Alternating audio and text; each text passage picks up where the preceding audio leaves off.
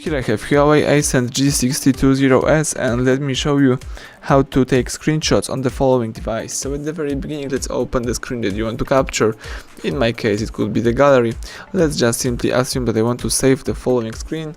So all I have to do is use this combination, power key and volume down.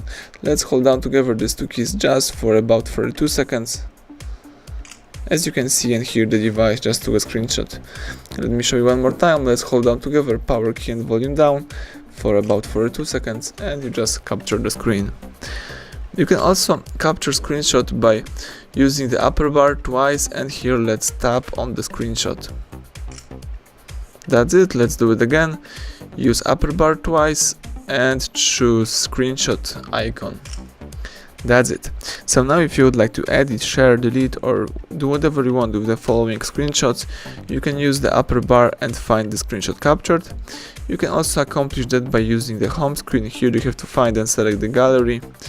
From the gallery, under albums, let's choose screenshot.